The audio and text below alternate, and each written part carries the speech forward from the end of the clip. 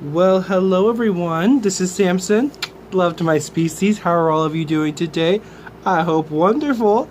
So today, by the way, it's evening. If you can't tell, my fan is still on. Yes, I'm still in front of the in front of the fan because of the heat. But it was actually really neat. I actually went to the Merced River today, which a lot of you don't even know what that is. It's actually the runoff from Yosemite, which a lot of you don't know what that is either. It's a national park in California, but my mom, she lives about an hour from Yosemite National Park, and so the closest, easiest, best way to cool off in the summertime, other than just jumping in your pool if you're rich enough to have one, but I guess you could say free, if you would even call it free, because you still have to pay for the gas to get over there, but free to enter, day use only, but it actually is an amazing river. It's called the Merced River. It's we usually go to this place called Bryceburg, so that was really fun. It was just my mom and I, and we just kind of on a whim just went for maybe about 3-4 hours, but we went to the river, and actually we went all the way to the end because there's this really narrow road that goes all the way to the end of, I guess you can say, that general area, and there's 3 campgrounds in that area, and then it's blocked off by a like this gate that you can't drive past, but you can walk past it because there's a trail. Well, my mom and I were like, well, let's go walk on the trail for a little bit and kind of get that walk in, because we haven't been walking for a while. Yeah, actually what happened was we started walking and we started smoking, and we stopped right before this bridge that was coming up, and we turned. Remember when we turned, there was like, oh wow, look, there's like a nice little like body of water right there. Let's just kind of go look and check it out. And as we're walking down, there's like these 3 little girls that are over there, and they're all just having fun. I'm just like, wow, Mom, this is a nice little secret area that not a lot of people know about. So it was really fun. We kind of did that and everything. But anyway, so yeah, I'm trying to keep cool and whatnot. By the way, right now it's about 9 o'clock, so it is actually cooling down, which I'm happy about. But today I wanted to talk to you about something that was pretty interesting, I thought, in my life. And I guess I should clarify, because it's not only my life, but it's in everyone's life, because we are all, whether you like it or not, we are all a part of this. And actually what it is I wanted to talk to you about dark flow today.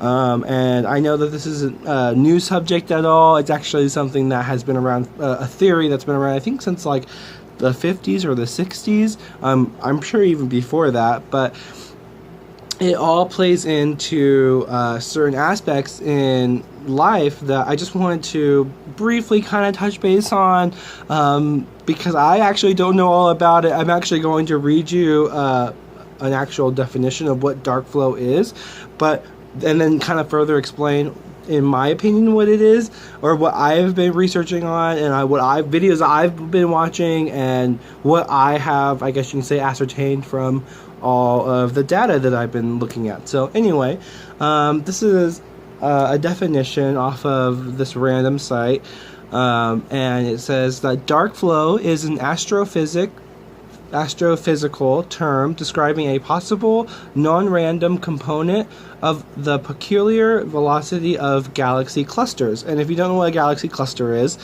we are currently in one. We're actually currently in a supercluster.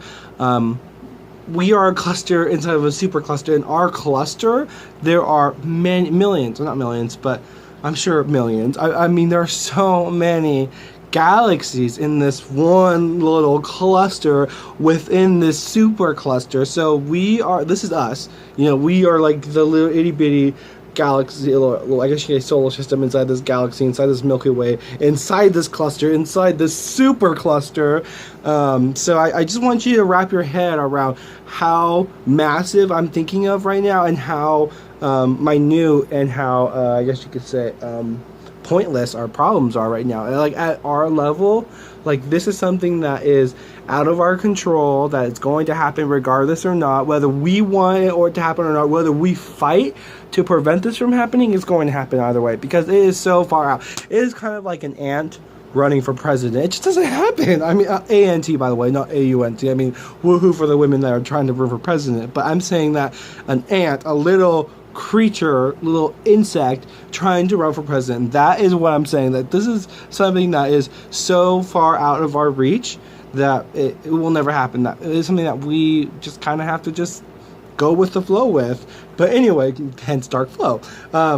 So it is a peculiar velocity of galaxy clusters. It's a non-random component of the peculiar velocity of galaxy clusters. And then it goes on to say the actual measured velocity is the sum of the velocity predicted by Hubble's law plus a possible amount and unexplained velocity, and they have after unexplained or dark velocity, quote unquote, or dark velocity flowing in a common direction.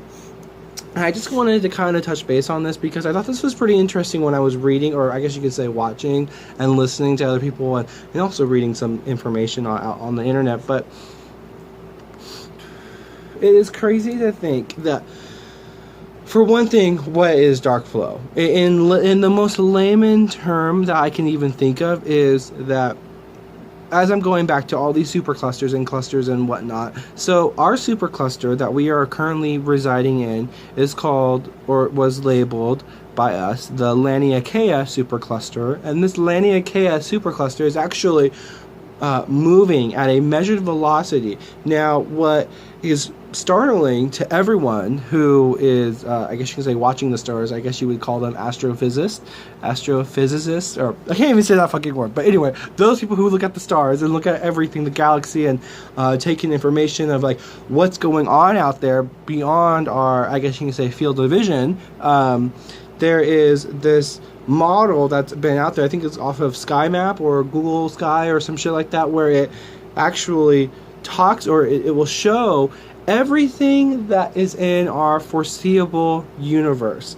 Everything that our telescopes and whatnot has taken pictures of, and what NASA has been able to comprise and compile, is all in the Sky Map. And this is all on the internet. You can look it up, and it is everything that you can see. And you can literally go to any supercluster, any cluster in that foreseeable area, and scroll down to the most minute that you can scroll down and see crazy shit out there. But what I wanted to talk about, other than all the other crazy shit out there, it was the fact that when measured, I mean, this is extensive research that's been going on for hundreds of years, that when every cluster, star, everything has been measured, scientists have, I guess you can say, comprised that everything is moving. Everything is constantly moving in the universe, in the space-time continuum, everything that we can foresee right now.